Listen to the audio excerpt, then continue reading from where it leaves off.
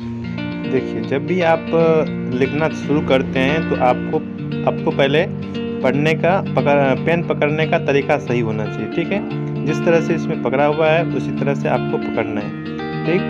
पहला रूल ये हो गया। और दूसरा रूल इसका ये है सबसे अच्छा राइटिंग का, कि आपका आप जब लिखते हैं किसी भी लाइन में, तो आप ऊपर वाला और नीचे वाला मतलब कि पूरा का पूरा क्या होना चाहिए, इक्वल होना चाहिए, बराबर होना चाहिए, ठीक है। जैसे नीचे वाला कोई भी एक भी अक्षर जैसे कि सेम रहना चाहिए सारा का सारा रो में। आप नीचे ज़्यादा किसी भी अक्षर को नहीं खींचिए, ना ही ऊपर छोड़िए।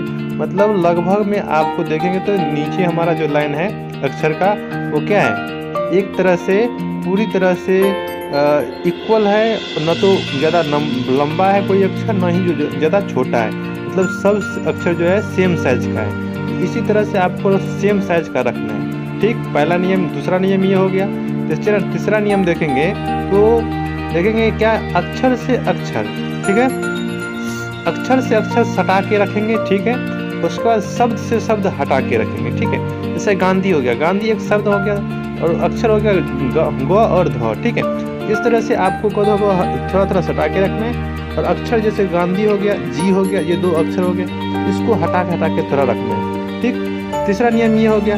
तो और उसके बाद आपने देखा कि किस तरह से पकड़ना है, ठीक है। तो इस तरह से थोड़ा सा तिरछा लिखने का कोशिश, आपको जैसे भी हो थोड़ा सा कॉपी को टेढ़ा भी रख सकते हैं आप और थोड़ा सीधा भी रख सकते हैं। आपको जैसे ही सहूलियत हो उस तरह से आप रख सकते हैं, ठीक है। लेकिन आपका जो है नीचे वाला अक्षर जो है, नीचे का मतलब कि नीचे का अक्षर जो है ये सारा का सारा सेम रहना चाहिए, लेंथ लंबाई सेम रहना चाहिए, ठीक है। ताकि जिससे देखने में अच्छा लगे।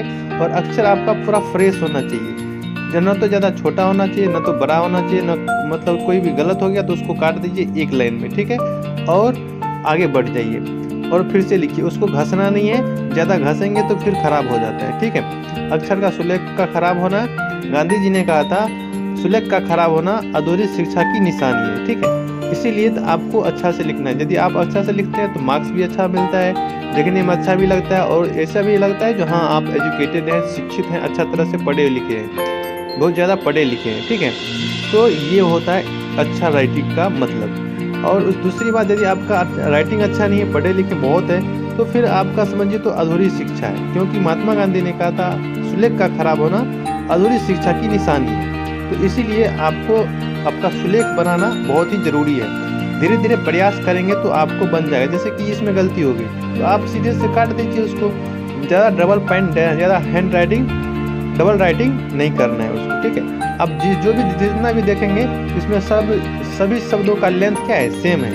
इसी तरह से आपका नीचे का लंबाई ऊपर का लंबाई सबको सेम रखना है। थोड़ा सा छोटा रखने का प्रयास करेंगे, न तो ज़्यादा बड़ा होना चाहिए, न ही छोटा होना चाहिए। जैसे कि ये गलती हो गया डी, इसमें क्या किया हमने, एक लाइन पेन मार दिया बस हो गया।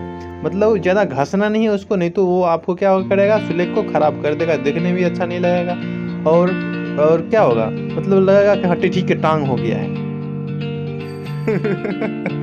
देखने इसलिए आपको सही से रखना है, ठीक है नाक हो गया है, समझे। अब देखिए आगे जो भी आपको प्रॉब्लम हो तो आप कोशिश कीजिए ऊपर वाला लाइन से ही लिखने के लिए। नीचे वाला लाइन में लिखेंगे तो फिर वो अच्छा सुलेख नहीं माना जाता है, आपका वो गजपटा भी जाएगा, देखने में भी अच्छा नहीं लगेगा, ठीक है। इसलिए आपका जो राइटिंग होना चाहिए इससे ऊपर वाले लाइन में ही होना चाहिए, नीचे वाले लाइन से नहीं होना चाहिए, ठीक है। और आपका जो लाइन का प्रैक्टिस करेंगे तो वो पूरा सीधा होना चाहिए। बीच में कभी कभी आप देखते होंगे अभी जो थोड़ा सा एरर हुआ, उसमें क्या हुआ कि ऊपर वाला लाइन जब आप डालते हैं तो सीधा नहीं होकर थोड़ा सा तिरछा हो जाता है। तो उसमें तिरछा नहीं रखना है, आपको प्रैक्टिस कीजिए धीरे धीरे। उस पर आपका स्ट्रेट लाइन रहना चाहिए पूरा सीधा सीधा, और कुछ नहीं होना चाहिए उसमें, ठीक। उसके बाद यदि आप स्पीड से भी धीरे धीरे प्रयास करेंगे लिखने का तो आपका स्पीड भी बन जाता है, उसमें कोई भी परेशानी नहीं आती है। धन्यवाद।